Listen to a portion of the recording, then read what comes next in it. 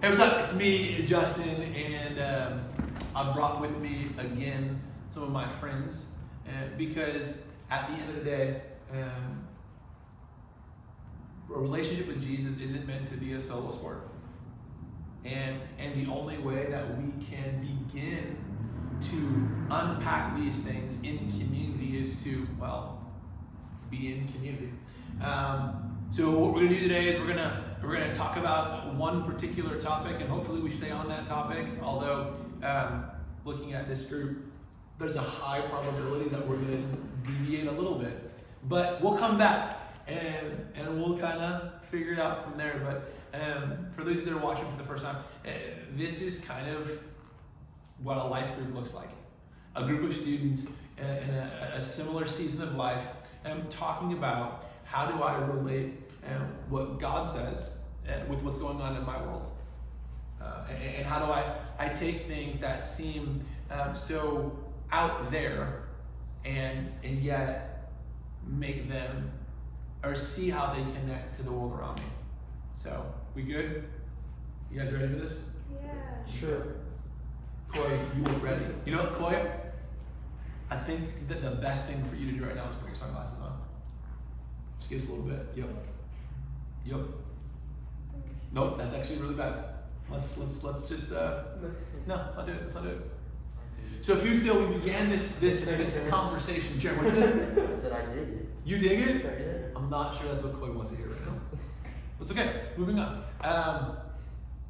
We began the conversation a few weeks ago around anxiety, and we were talking about how these anxious thoughts we have can actually almost take us hostage, and it can feel like these thoughts become ransom notes. We're getting hijacked, and we begin to experience the opposite of the life that Jesus talked about.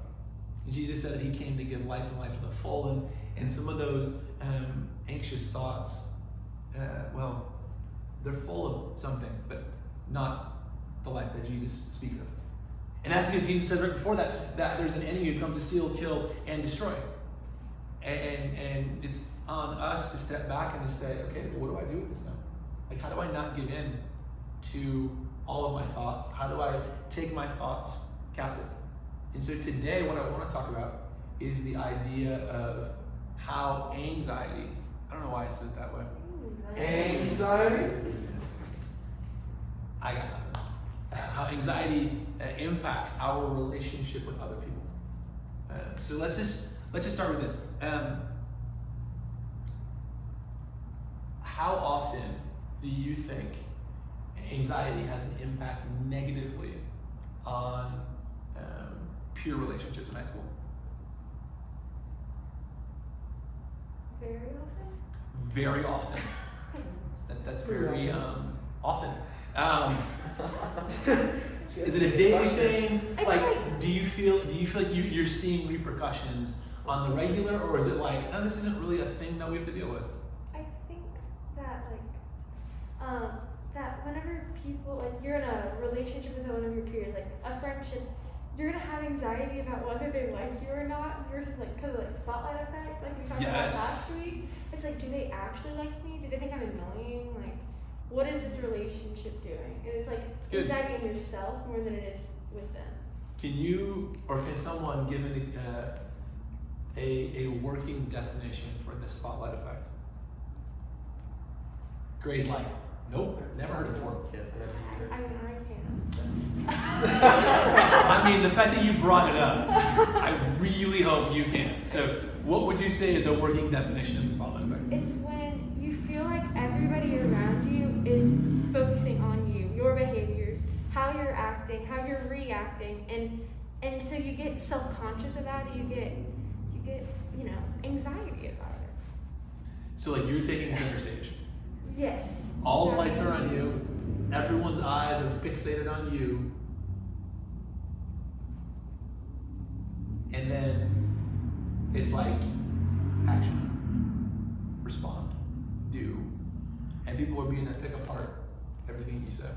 So, in light of that, would you say that the spotlight effect is sort of kind of a thing? Would you say that social media has had a negative impact on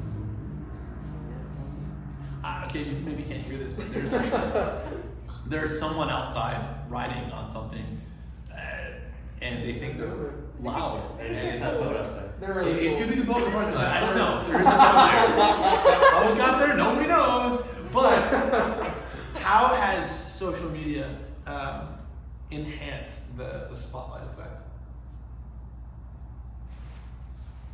Just puts it out there for more people to see. Okay. Yeah, it's easily obtainable by anyone that wants to see it. But last I checked, when I posted a picture earlier, filters are a thing. Cropping's a thing. Retakes are a thing. Like, you gotta find the right light, the right angle, the right, and so we begin to compare our everyday moments with what is actually photoshopped. And so we think all eyes are on us, so we begin to Photoshop ourselves. We begin to think things of ourselves that maybe no one else is thinking. Have you considered this? That if everyone is experiencing that spotlight, maybe nobody is. Like, is it possible? Jared's like, what? Like, is it possible that you think more about what other people think about you than they think about you? Sure. Yeah. Try to capture that one. Yeah. Wait. I completely understood what you said. I didn't Thank think you. about it. This side of the room works. This side of the room doesn't. It's this pocket right here. No, I'm kidding. I'm No, you're not. Yeah, I understood it, but I don't know if I 100% agree with that. I feel like Tell me. people do definitely criticize. I know for myself, I mean, I struggle with trying to not judge everyone, or not everyone else, but trying to super judge everyone. Because I know it's definitely a thing that people do that. But think about this one for a minute. Do you think we judge out of just this sheer desire to judge, or because we're trying to make ourselves look better? Ooh, there you go. So again, Big money talk. our judgment comes from a space of, don't snap. Why am I getting over snapping? Because I have influence on you still. Do you? Maybe. No, Huh? Okay, so if you're a little bit out of the loop, let me just fill you in. Erica, who's also a part of the college ministry here, she likes to snap like we're in a jazz club or a soft J jazz club. I don't really know. Nonetheless, There you go. Chloe over here is not going to be snapping like he's some jazz flautist. Just not going What? to. Are you You can snap if you join Anyway. a college group. Anyway, moving on. Oh, So here's just clap obnoxiously loud. you know what? Obnoxiously loud clapping is so much better than snapping. But anyway, Wow. so before we go too far off topic, and maybe we're already there, there's actually a thing in the Bible that I want to look at. It's a verse in Romans, and here's what it says. It's Romans 12:18. If it is possible, as far as it depends on you, live at peace with everyone. So that's the NIV, but the NLT frames it just a smidge different. It says this: do all that you can to live at peace with everyone. And so when we're living in this spotlight effect, one could say that we're living to please others, right? We're living for the applause, we're living for the accolades, we're living for I knew it. Because I started saying it in my head, and then I looked at you and you went. Is that a song? That song. It's leading Oh, to God. heck yeah! I don't listen to her at all. I knew it. I knew it. That's okay. Clearly we know what we listen to. I didn't know that. We'll just change I your stuff. still- Anyway, that's okay. I'm right there with you. But so if we're living for all of that, then maybe instead of living at peace with others, we're living to please others. So let's just break that down. Like what's the difference between living at peace and living to please? I think living at peace is a two-way street, Okay. and then living to please others is a one-way street. You know, Okay. they're getting they're getting like the benefit, I guess, at your expense of trying to please them. Okay. And living at peace is kind of both ways. Okay. Okay. Is it possible to please everyone? No. So we know that. Like sitting in this group, we can sit back and go, clearly I can't please everyone. But then we walk out the doors and what do we try to do? If we're not careful, try to please everyone.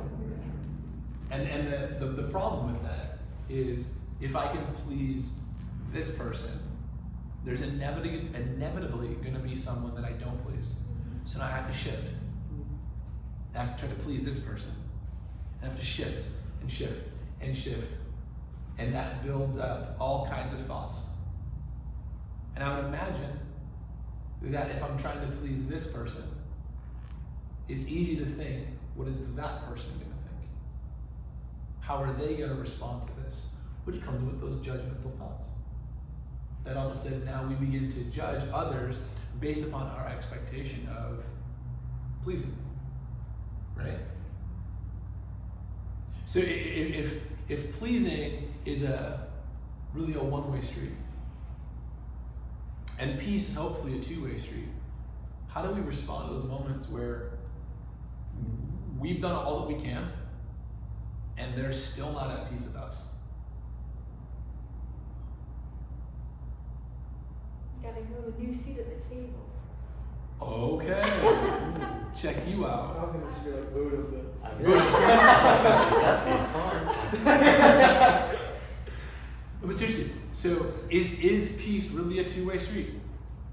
It isn't always. No. So pleasing, to use Koi's street analogy, it seems more like it's a one-way out, right? I'm expending, and I'm draining, and I'm giving and giving and giving.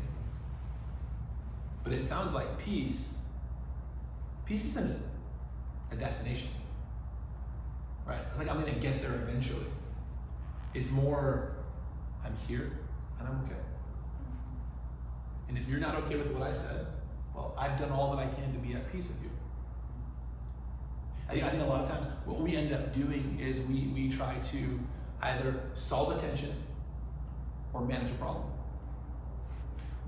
But actually what we want to do is manage tension and solve a problem. And so we try to manage the problem, we just create more tension. And we try to solve the tension, we just create more problems. It adds up. 1 plus 1 is 2. So what does it look like? Like if you were to have an opportunity to sit down with someone and say, listen, hey, the way that you are responding to people around you, like you don't have to try to please them. You can grow to live at peace with them. And that will have an impact on your thought life. Like what would you say?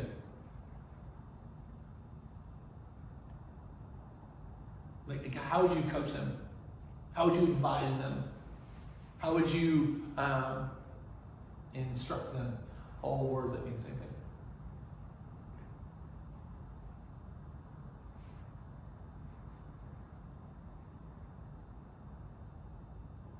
No idea? I feel like it would depend on the situation. Yeah. Okay. Not entirely sure. So what would be a practical next step? Would it be as simple as saying this is a problem to solve or a tension to manage? If we're trying to solve tensions and trying to manage problems and we're getting it backwards and all twisted around, then what if we really stop to process the situation and say, is this a tension or a problem? I mean, for me, a problem would be something that like has to be dealt with. You know, if I'm doing something, a tension might be more of a, hey, we don't agree on something. So I don't need to win the argument. I just need to come to a common ground. Problem isn't right or wrong. Attention, it's all gray. But if we're taking gray into right or wrong, then end up losing. So what is something that a typical high school student this week would flip? It's either a problem that they try to manage or a tension they try to solve.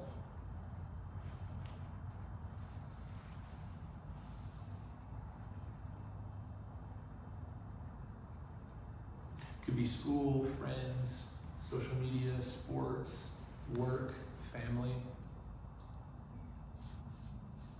Think what your own lives, where you felt like maybe you got caught up trying to solve what actually was a tension, or you tried to manage what was actually problematic. I think when you have like a difference of opinion, Okay. and you try so hard to get them to see your side, right? And then you listen to their side, and you genuinely listen to their side. They don't genuinely listen to your side.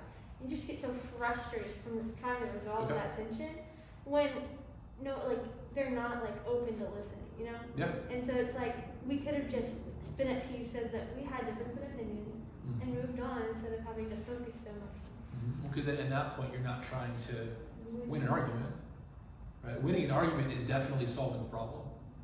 It's like you think of the most compelling thing to say, and if I can compel you enough, well, then I'm also trying to avoid what you're saying. So I'm going to be dodging things. Right? Even if you make a really good argument, I'm like, no, because I have to win. Because all I do is win, no matter what. Anyway, we're not going to go there. Versus, hey, maybe there's something about your opinion that I can learn from. And while it may not sway me, it may not completely shift my attention or my allegiance or my thoughts. Yeah, it's a good point. We're living in, right now as we're filming this, like we're days away from an election. And everywhere you go, you're hearing nothing but, you should do this, you should do that. I get 17 text messages a day, and people, it starts off like this, hey Justin. And I'm like, no one says hey Justin in a text message. Bro, And then I look at, no, it's hey Justin, ... And I'm like, okay. I get like 15 like mail things. Yeah. I'm so serious, I've gotten like 4 of them. And it's like, everyone It's great. is making their argument. And it's like, you gotta go. And for me, an anxious thing is like, I walk into a room and someone says, so, who you voting for? And that might not happen. But I walk into a room and I can easily get anxious around what if someone asks that question? Or if someone says, hey, what do you think about this thing? Hey, you know the right answer. And I'm sitting back going, but my right answer and your right answer may not be the same.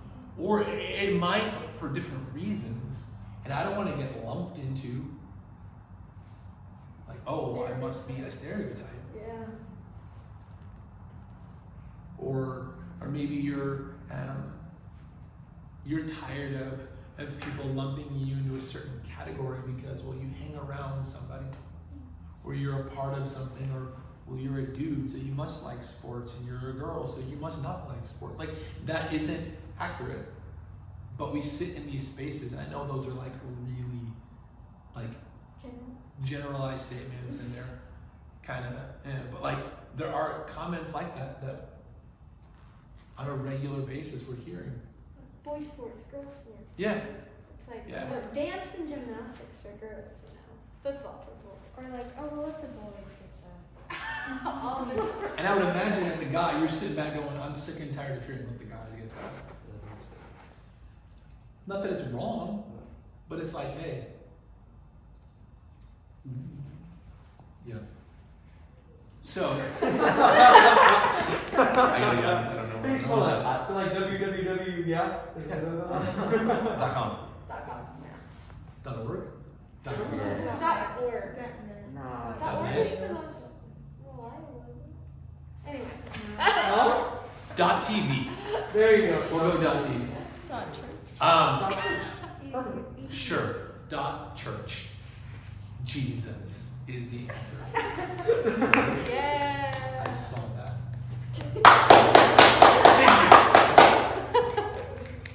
So maybe what we need to do more of is stop and actually respond instead of react.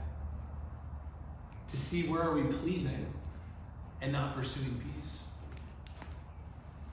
And maybe we need to have some hard conversations with ourselves to start off by saying, you know what? No, I can't do it. I've done all that I can let go. I can't go any farther. Sound good? Can we try that? Yeah. Great, love it. All right. Coy. Till next time. Peace.